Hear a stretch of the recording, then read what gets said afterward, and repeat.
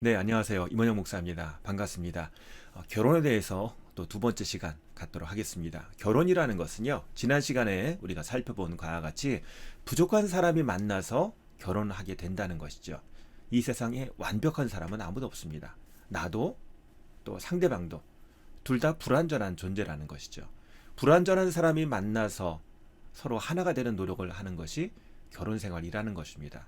그렇기 때문에 끊임없이 서로 배우고 또 성장하고 하나가 되기 위해서 노력하는 그런 변화가 필요한 과정이 결혼 생활이다 할 수 있겠습니다. 자, 그래서 우리가 어떤 노력을 해야 될 것인가에 대해서 오늘 살펴볼 텐데요. 먼저 우리가 서로 영향력을 주고받는 관계에 있다는 것을 알아야 합니다. 예전에 우리 과학 시간에 보면은요, 소리굽새라고 해서 U자로 생긴 그 쇠 막대기를 망치로 때리면 둥 하고 진동 소리가 납니다.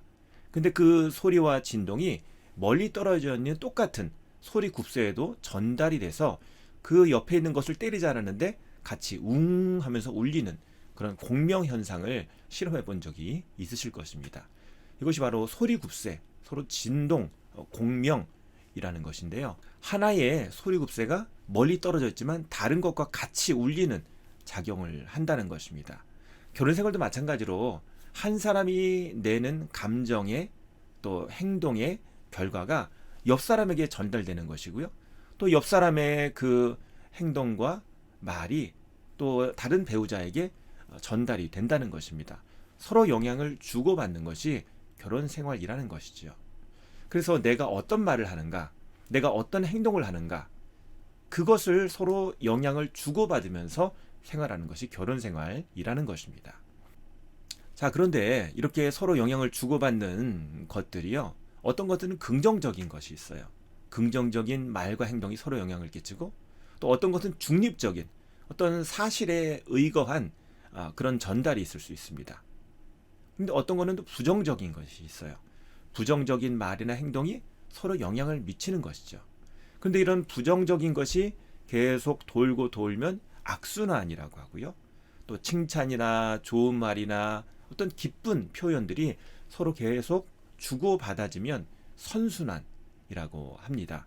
자, 그래서 악순환이라는 것은요, 화를 내고 또 어떤 것은 아주 심하게 경로를 해서 그것이 더 큰 화를 불러오는 경우도 있습니다. 또 평가를 절하하는 말을 하고 또 빈정대는 말, 상처를 주는 말 또는 과거의 상처를 들춰내는 그런 말을 하기도 합니다. 또 움츠러들게 하기도 하고 또 불신감을 표현하기도 하고 거부감을 표현하기도 합니다. 이것이 서로 계속 영향을 주고받게 되는 것입니다. 때로 여행을 가고 어떤 다른 바쁜 일 때문에 이런 악순환이 중단될 수는 있지만 다시 어떤 변화가 있지 않으면 악순환은 계속 반복되게 되는 것이지요. 자, 그래서 좋은 것은 계속 선순환으로 돌게 하고 또 악한 악순환은 멈추게 하는, 그걸 바꿔주는 그런 행동을 하기 위해서는 우리가 두 가지 생각할 것이 있는데요. 첫 번째는 경청하기입니다. 잘 듣는 것이죠. 자, 그래서 대화하는 법을 배워야 하는데요.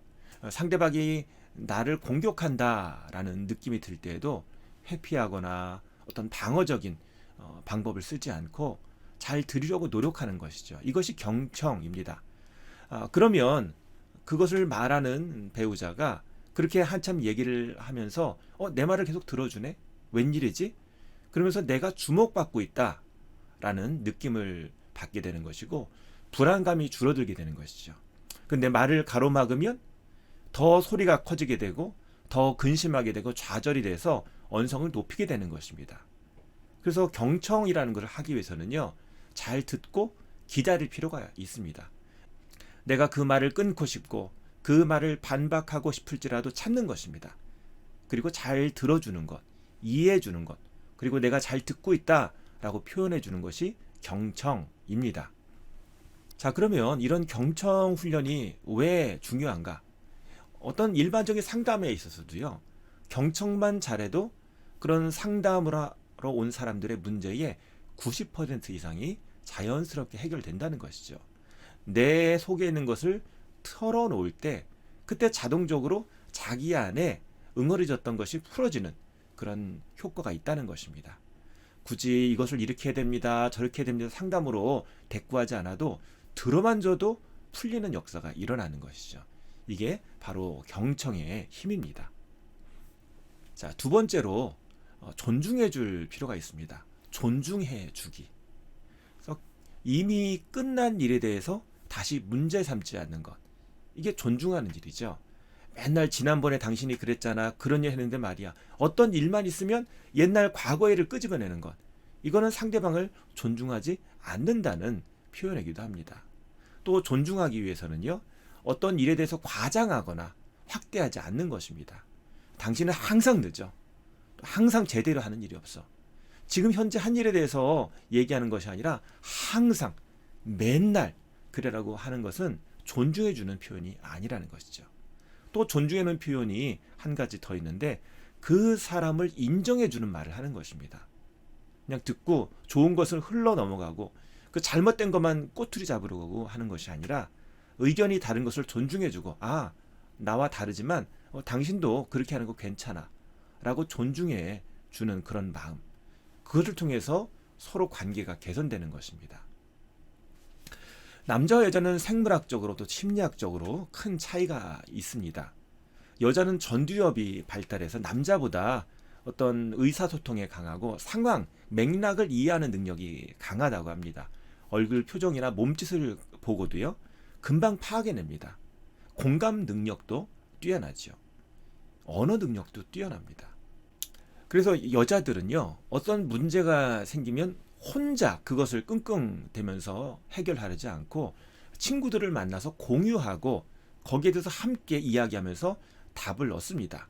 그래서 이야기를 많이 하면 문제가 풀리는 것이죠. 근데 남자들은 어떤 문제가 생기면 친구들을 만나러 가지 않고 골방으로 숨습니다. 혼자 그 문제를 해결하고 해결이 되면 그 골방에서 나가는 것이죠. 이게 남자와 여자의 차이입니다. 남자들은 보는 것에 약하고요. 또 남자들은 어떤 육체적인 사랑에 더 관심이 많습니다. 그런데 여자들은요, 육체적인 사랑보다 마음을 주는 사랑에 더 관심을 갖고 또 안정감을 느끼기를 원합니다. 우스갯소리로요, 남자와 또 게이의 공통점이 이야기되는데요. 공통점, 남자와 게이의 공통점. 제가 남자니까 편하게 하는 말입니다. 첫 번째로 털이 많다. 두 번째로 먹이를 일일이 챙겨줘야 한다. 세 번째로 시간 내서 놀아줘야 된다. 네 번째로 복잡한 말을 알아듣지 못한다. 우스갯소리죠. 남자와 여자는 이렇게 다르다는 겁니다. 서로 뇌 구조도 다르고 심리적인 반응도 다르다는 것이죠. 그렇기 때문에 결혼 생활이라는 것은 남자와 여자의 차이를 서로 알아가는 과정이고, 이해하는 과정이고, 공감하는 과정이고, 존중하는 과정이라는 것입니다. 이렇게 남자와 여자가 생물학적으로, 심리학적으로 다른데요.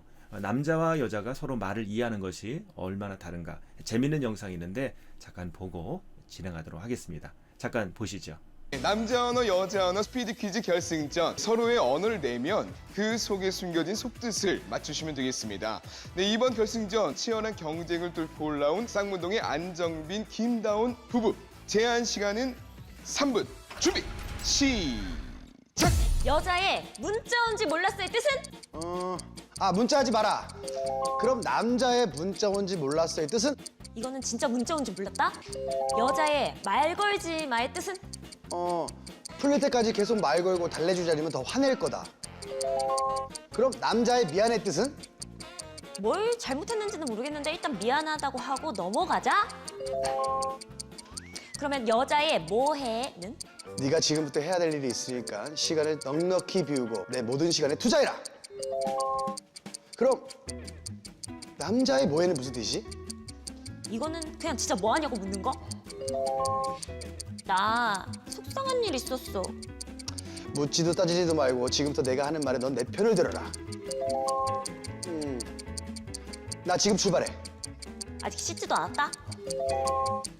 나 살찐 것 같아. 난 그게 더 이쁜데? 나 살찐 것 같지 않아?